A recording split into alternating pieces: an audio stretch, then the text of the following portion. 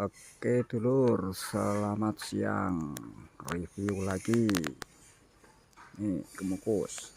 Buahnya tuh. Nah, tuh.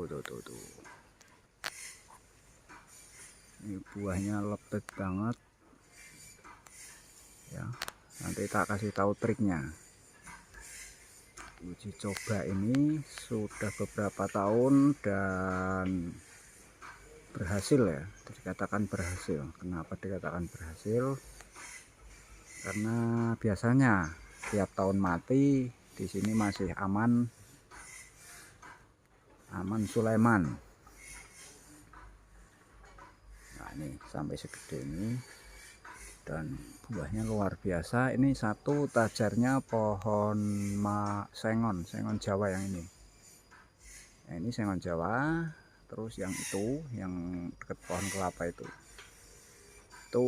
pohon mahoni. Ini dua pohon. Yang itu pohon mahoni itu. Buahnya benar-benar rapat. Nah, kembali lagi ke hasil uji coba ya. Keterangannya adalah sebagai berikut. Kita mulai dari akar kemukus ya. Sifat akar kemukus itu suka di atas atau di lapisan tanah atas, atau dalam bahasa fakultasnya itu di lapisan tanah atas atau topsoil. Nah, kenapa saya uji coba itu berdasarkan kejadian ya beberapa tahun lalu, kok yang lahan bersih selalu mati, terus yang lahan seperti ini kok malah bertahan. Akhirnya satu lokasi saya uji coba, berhasil beberapa tahun nggak ada yang mati, satunya lagi berhasil lagi. Nah ini yang paling rawan di sini, ini udah 3 tahun aman. Nah dari situ saya ambil kesimpulan seperti ini. Pohon kemukus matinya itu biasanya bukan di musim kemarau, tapi di musim penghujan atau curah hujan atau puncak musim hujan. Nah, berbarengan dengan musim buah, ketika cuaca seperti itu sedang pentil. Ini rumput ya. Rumput ini ada fungsinya. Satu, melindungi akar di lapisan tanah topsoil. Yang kedua, rumput ini memberikan bantuan ketika air hujan sedang tinggi, ia menyerap air hujan. Karena apa? Rumput ini akarnya banyak. Dan rumput ini tidak hanya satu jenis, tapi beberapa jenis.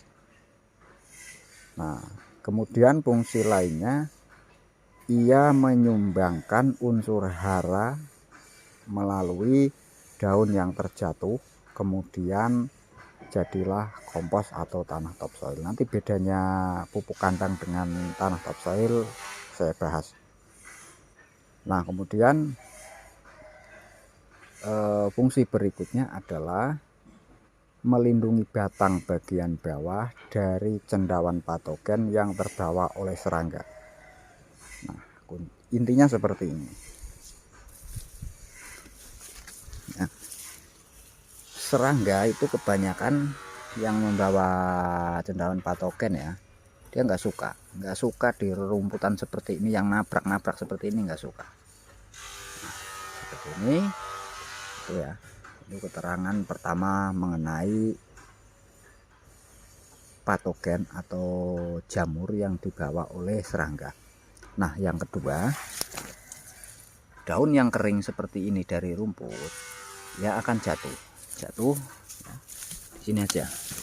Nah ini jatuh seperti ini, dan dia akan menjadi lapisan tanah atas atau jadi topsoil atau kompos.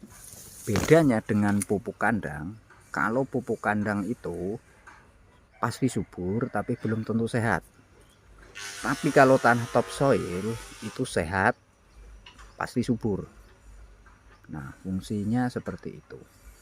Nah kemudian fungsi dari rumput seperti ini, apabila ada dedaunan yang jatuh ya, jatuh seperti ini nih misalnya seperti ini, dia tidak langsung nempel di sini, daun basah apa ini enggak langsung nempel di sini. Dia terhalang oleh rumput-rumput yang seperti ini nih. Nih, misalkan ini awalnya tetap basah ini. Kalau daun seperti ini itu jatuh pasti basah. Warnanya seperti ini.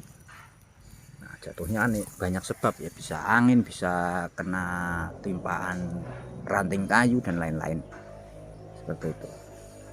Nah, banyak sumber mengatakan rumput ini ikut menyerap nutrisi atau ngabisi nutrisi yang harusnya dimakan kemukus. Betul, itu saya betulkan, tapi pemaparan kebanyakan itu tidak berlanjut, padahal itu ada lanjutannya. Jenis rumput ya, jenis rumput kalau yang seperti ini namanya rumput basahan atau rumput yang mudah layu, itu biasanya unsur nitrogennya tinggi. Nah, rumput ini penyerapan akarnya itu mengutamakan nitrogen. Nitrogennya tinggi, menyerap nitrogen dalam jumlah tinggi. Nah, sedangkan kemukus tidak mampu menyerap nitrogen dalam skala besar langsung. Bisa nyerap nitrogen besar tapi bertahap. Nah, biasanya air hujan itu mengandung nitrogen yang cukup tinggi, apalagi ada pupuk kandang dan sebagainya seperti ini. Jika tidak dibantu dengan rumput ini, otomatis kebanyakan unsur nitrogen. Nah, kemudian rumput-rumput jenis ini sama, nyedot nitrogennya tinggi ini ya, ini tuh kebanyakan gulma itu menyerap nitrogen yang cukup tinggi. Sedangkan pohon, apalagi kemukus, terus pohon-pohon buah, ketika musim bunga, dengan adanya lahan yang mengandung nitrogen cukup tinggi, itu biasanya buahnya akan rontok. Nah, kita kembali lagi ke rumput. Di pemaparan banyak sumber itu mengatakan ia ikut menyerap nutrisi, benar, tapi tidak diteruskan dengan teori seperti ini. Rumput ini ya, rumput ini besar menyerap nitrogen di dalam tanah. Oke, diteruskan, saya teruskan teorinya. Tapi rumput ini juga menyumbang unsur hara yang lebih besar. Misalkan ini ya, rumput daunnya kering atau batangnya mati terus jatuh ya, itu akan jadi unsur hara yang lebih lengkap. Misalkan ini ya, seperti ini, jatuh mati, kering secara alami ya tentunya, itu akan mengeluarkan atau menghasilkan nitrogen, fosfat, kalium. Itu yang paling banyak kita kenal unsurnya seperti itu. Sedangkan dia awal nyerapnya itu kebanyakan nitrogen, berarti secara tidak langsung juga memberi keuntungan besar ke pohon kemukus ini. Dari nitrogen besar diserap daun, kemudian daunnya kering, jatuh, ia menyumbang nitrogen, fosfat, kalium. Itu minimal seperti itu. Ini contohnya nih. Terus dengan berjalannya waktu, lama kelamaan tanah topsoilnya itu akan tebal, tanah jadi subur dan sehat. Subur belum tentu sehat, tapi kalau sehat biasanya subur. Nah, itu pengamatan saya seperti itu. Dulu ini lahan ini bersih, selalu bersih, enak, tapi tetap pada mati. Setelah saya biarkan, setelah uji coba di beberapa lokasi, akhirnya saya putuskan untuk saya diamkan. Nah, yang tersisa beberapa pohon hidup sampai sekarang. Ini ya, seperti ini. Itu keterangan singkat ya, mungkin suara dan gambar kurang jelas, mohon maaf. Dan tidak lupa saya ucapkan terima kasih untuk seluruh subscriberku. Oke, selamat siang. Bagi yang kurang paham silahkan bertanya di kolom komentar.